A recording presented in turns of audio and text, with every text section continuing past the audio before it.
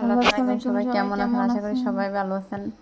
আজকে কি ফাঁকা লেগেছে দেখতেছেন, একটু মশলা বাটি নিলাম, একটু হালকা জিরা বাড়া করে নিলাম, মরিচ মরিচ দিয়ে দিলাম, একসাথে করে নিলাম।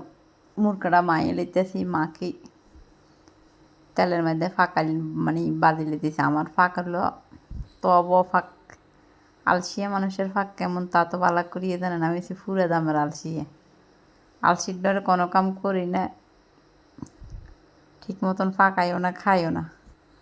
তবে এখন আজকে মনে থাকছে একটু মাংস ফাঁকাইলে, ছোটো বোনটা ওই মাংস একটু ফাঁকাইলে, মুরগার মাংসটা ফাঁকাইলে একটু মুড়ি টুটি দিই খায়, আলু টালু দিই।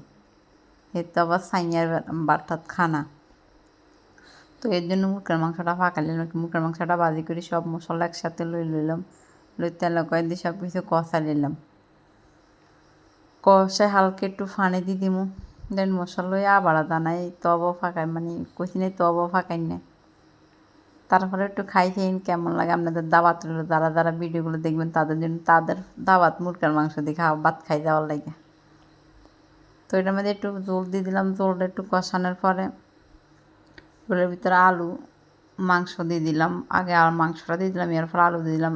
আলু টালু দিয়ে কতক্ষণ কষাইলাম, কষাই মেহমান সান কনে বরিস ওই সান দেখিনি, ওই ফাঁক ঘরে তাইলে মানে খানার লাগে বসে থাকবে। ওর কষাইটার মধ্যে একটু জল টল দিয়ে দিলাম, জল দিয়ে রাখে দিলাম।